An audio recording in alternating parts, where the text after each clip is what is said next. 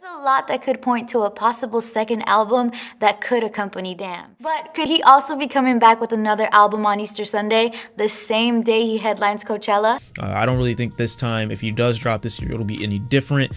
But I can't say I'm expecting new music from him. Needless to say, hip-hop is looking forward to what he's got planned.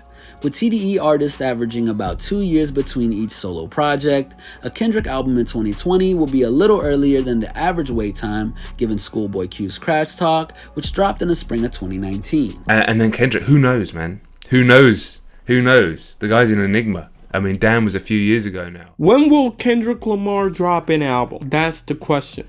Well, to be honest, I don't know. And until we know, I would just look at what we got. Last year, he returned to hip-hop with this verse on Family Ties, and considering how good Baby Keem is, I don't see why I can't talk about this song. The lead single of Baby Keem's first studio album, The Melodic Blue, had everybody talking.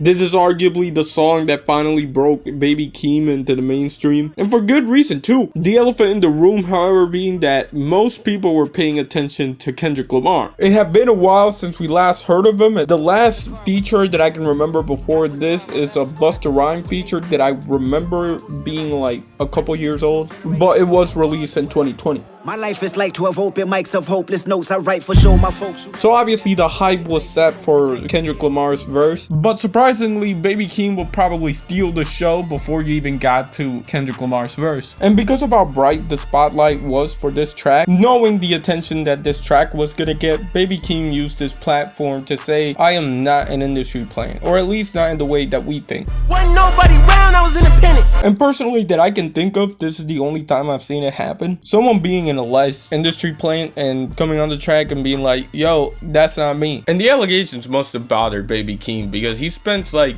6 or 7 lines of this verse just talking about how he's not an industry plant. It's not even in one spot either, it's like throughout the verse. I'm grateful to man, he opened up doors. And by the way, Baby Keem's got lungs of steel, I ain't gonna lie. He holds on to a flow for longer than he should. There's no way that Baby Keem should have gone for as long as he did without pausing. And overall, this verse is so enjoyable that I can come up with a top 5 Baby Keem moments alone. I needed 10 millions and did my little dance. My Uncle G told me that I had a chance, so then I popped out and did it again and did it again and did it again.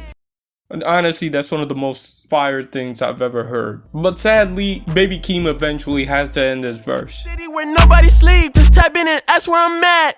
But it's at this point that we get the return of Kendrick Lamar. Tonight, smoking on you chosen tonight. He starts off his verse by saying smoking on your top 5. Toxic Kendrick in the building from the jump. And within the first 2 lines, he demands respect from everybody. And honestly, I get it, because I've seen some wild Kendrick Lamar takes in the past year. And once he gets on a roll and you think he's gonna start snapping, he brings it right back just so you understand. I'm not a trending topic, I'm a hold on, y'all niggas playing with me, man. I am the And he gives solid reasoning for why he deserves respect, especially by laughing at people who've done gimmicks out of this whole COVID stuff. But also he makes fun of a cornier group of people, which is the people who use this whole fight against the police for clout points on the internet. Which is really nice, because I've seen a lot of like white girls on Instagram talking about BLM when they got racist friends, and it's like I don't know, it's just very transparent that what's happening is happening for a reason, you know? Same applies to white guys that only said it to get some play. Y'all ain't shit. Pop off only on occasions, brother. But yeah, Kendrick is toxic throughout the whole verse, because he's talking about Kanye changed his life. For me, I'm still an old school Gemini. Little bitch. And to me, that shit is crazy. And the song wraps up with Kendrick and Keem going back and forth. I'm scary, I got a gun in this bar for bar to end this track, and honestly, it's a pretty good track. And I'm making this video because it may be one of my favorite, if not my favorite, hip-hop track last year, and it's also nominated for a Grammy.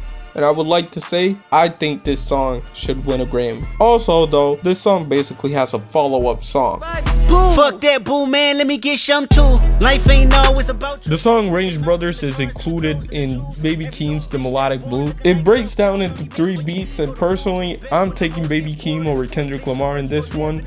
But Kendrick Lamar had the funniest meme of 2021. Top of the morning, top of the morning, top of the morning, top of the morning. With that being said, shout out to Rover Gang, you know, shout out to Kendrick Lamar, Baby Keem, and shout out to Jay Dilla, who is rolling the outro.